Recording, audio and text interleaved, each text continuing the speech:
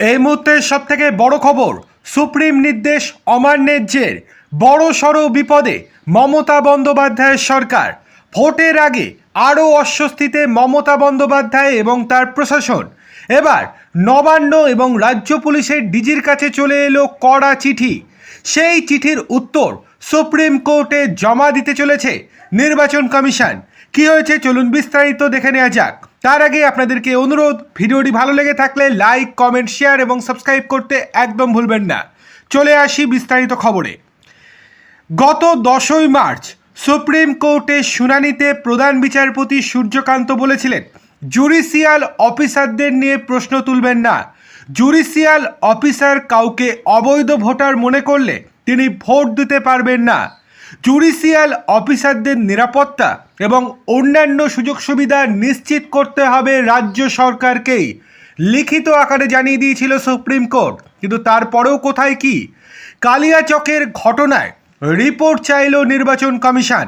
রাজ্য পুলিশের ডিজি এবং নবান্নের কাছে রিপোর্ট চেয়েছে কমিশন। গোটা বিষয়টি হাইকোর্টের নজরে আনা হয়েছে, খবর কমিশন সূত্রে। এমনকি এসআর মামলার শুনানিতে সুপ্রিম কোর্টে সেই রাজ্যের রিপোর্ট এবং রাজ্য পুলিশের ডিজির রিপোর্ট জমা দেওয়া হবে।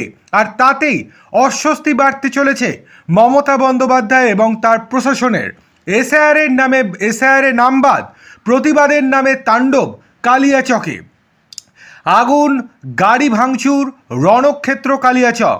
সকাল থেকে রাত অবধি আটকে রাখা হয় 3 মহিলা সহ 7 জন বিচারককে।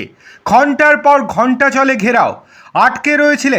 আটকে ছিলেন হাইকোর্ট নিযুক্ত জুডিশিয়াল অফিসাররা। মধ্যরাতে তাদেরকে উদ্ধার করে কেন্দ্রীয় বাহিনী।